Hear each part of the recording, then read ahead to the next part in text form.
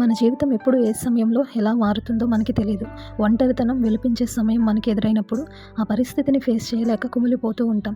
ఆ హృదయ లోతుల్లో ఉన్న బాధను చూచేవారు ఎవరు? నన్ను ఆదరించేవారు నాకు ఎవరు లేరు అని అనుకుంటాం కదా. అదే ఒంటరితనంలో దిక్కు తోచని స్థితిలో ఆయన కన్నులు మనల్ని వెతుకుతూ ఉంటాయని నీకు తెలుసా?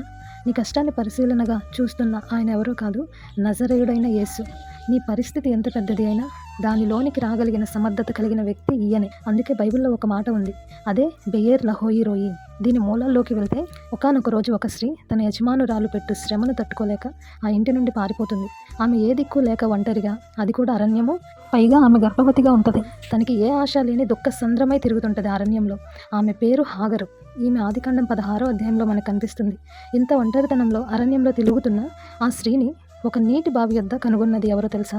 యెహోవా దూత, అంటే స్వయాన యేసుప్రభువే ఆమెను నీటి బావి యొద్ద కనుగొన్నారంట. ఇక్కడ ఆత్మీయ సత్యం, అరణ్యంలో నీరు ఉండదు కదా, అంతా ఎండిపోయిన వాడిపోయిన స్థితి. నీరు దొరక్క విలిపించే అరణ్యంలో నీటి బొగ్గ అక్కడ ఉంది.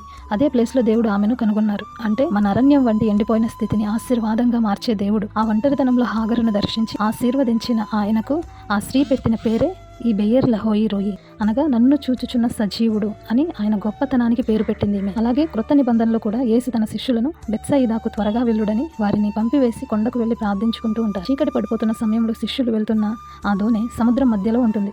ఆ సముద్రంలో గాలి ఎక్కువైనందున వారు నడిపించుటలో మిక్కిలి కష్టపడుచుండగా ఆయన చూచి అనే మాట అక్కడ స్పష్టంగా ఉంది.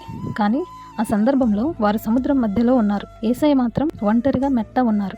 ఇక్కడ మనం ఆలోచిస్తే ఈ ఒడ్డున ఉన్న వ్యక్తికి సముద్రం మధ్యలో ఉన్న వారు ఎలా కనిపించారు? అది కూడా పెద్ద గాలి, అలలు, వాటి మధ్య చిక్కుకుపోయారు వారు. చీకటి కూడా అక్కడ పెత్తనం చేస్తుంది. మానవ రీతిలో చూస్తే వారిని కనుగొనడం ఒడ్డున ఉన్న వారికి అసాధ్యమే. కానీ నీకు నాకు అర్థం అవ్వాల్సిన విషయం ఏంటంటే, ఎంత క్లిష్టమైన పరిస్థితులు మనల్ని ముంచేసినా ఆయన కన్నులు మనల్ని చూస్తున్నాయి అని మనకి అర్థం అవ్వాలి. సాయంకాలం నుండి వారు ప్రయాసపడుతున్నారు. కానీ ఇంచుమించు 4వ జాము, అంటే తెల్లవారు 3-4 ఆ సమయంలో దేవుడు నీటిపై నడుస్తూ వారి యొద్దకు వచ్చారు. నీ అవిశ్వాసం వల్ల నీ ప్రయాస సమయం ఎక్కువైనా నిన్ను ముంచే అలలపైనే నా యేసయ్య నడిచి వస్తున్నారు. ఆమెన్.